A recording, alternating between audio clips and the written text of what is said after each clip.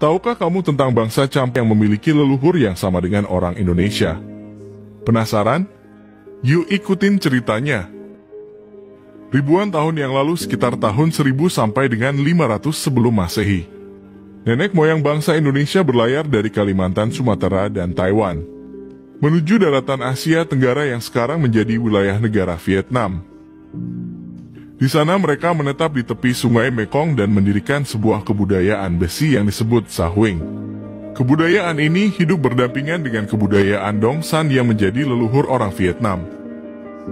Di sana kebudayaan ini ditandai dengan berbagai peninggalan seperti kapak, pedang, ujung tombak, pisau, dan lain-lainnya. Budaya ini juga melakukan ritual kremasi bagi anggota masyarakat yang telah meninggal dunia, lalu menyimpan abunya di dalam guci yang kemudian dikubur. Kebudayaan Sahuing juga memiliki jalur perdagangan yang luas yang meliputi Filipina, Taiwan, Thailand, dan Kalimantan Utara. Hal ini dibuktikan oleh kesamaan artefak seperti tembikar merah, liontin giok, dan manik-manik yang terbuat dari berbagai macam bahan. Kebudayaan ini kemudian berkembang menjadi kerajaan Cempaka atau dikenal juga dengan nama Champa. Nama Champa berasal dari bahasa Sanskerta Campaka yang menunjuk kepada bunga cempaka. Menurut catatan dari dinasti di Tiongkok, orang-orang Cempaka suka akan perperangan dan musik. Mereka memiliki mata yang dalam, hidung yang lurus, dan rambut hitam keriting. Bahasa Cempaka dan bahasa Indonesia berasal dari leluhur yang sama, yaitu Proto-Austronesia. Sehingga ditemukan banyak kemiripan kata seperti tahu dengan tahu, belei dengan beli, galung dengan gulung, anek dengan anak, lakei dengan laki, urang dengan orang, dan lain-lainnya. Menurut legenda lokal, kerajaan Cempaka didirikan oleh Ibu Ponagar. Beliau diyakini sebagai seorang dewi padi dan tanaman, mirip dengan Dewi Sri di Nusantara. Kisah kerajaan Cempaka dimulai dari sebuah koloni dinasti Han di wilayah Vietnam yang bernama Rinan. Pada tahun 192, Sri Mara memimpin pemberontakan melawan dinasti Han dan berhasil memenangkannya. Sri Mara dan pengikutnya kemudian mendirikan kerajaan yang diberi nama Lam Ap. Selama ratusan tahun pasukan dari dinasti Han mencoba untuk merebut kembali wilayah tersebut, namun tidak pernah berhasil. Pada abad keempat, kerajaan Cempaka menerima pengaruh budaya India melalui tetangganya kerajaan Funan. Pada era ini, masyarakat Cempaka mulai mencatat prasasti dalam bahasa Sanskerta dan Cham, serta membangun candi Hindu dengan bata merah. Bangsa Cempaka dikenal sebagai pelaut yang handal. Pada abad kelima mereka sudah mampu berlayar dari Asia Tenggara menuju India. Bahkan, Raja Gangaraja dari Cempaka adalah satu-satunya raja dari Asia Tenggara yang pernah berziarah sampai ke India. Pada abad ke-7, Raja Jayaprakasa Dharma, seorang raja yang pandai dalam ilmu Sanskerta, mendorong perkembangan ilmu pengetahuan dan arsitektur di kerajaan Cempaka. Salah satu buktinya adalah situs percandian Mi Isen yang menjadi salah satu situs bersejarah paling penting di Vietnam. Dari abad ke-7 sampai abad ke-10, kerajaan Cempaka bangkit menjadi kekuatan maritim di Asia Tenggara.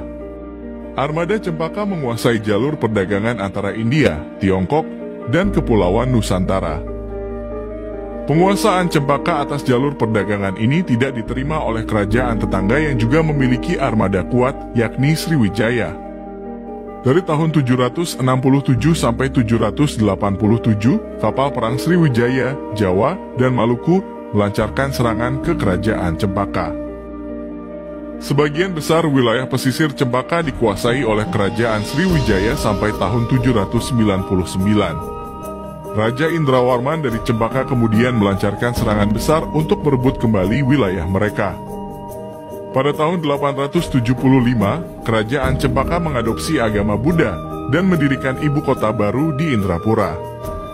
Pada era ini Cempaka kembali memasuki zaman keemasan di mana seni dan budaya berkembang pesat.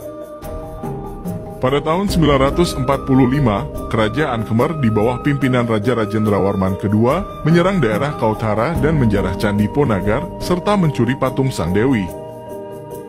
Kerajaan Cempaka kemudian memperbaiki candi-candi di Ponagar dan membuat ulang patung Dewi mereka dengan bantuan Tiongkok. Pada tahun 979, kerajaan Cempaka menyatakan perang kepada Vietnam.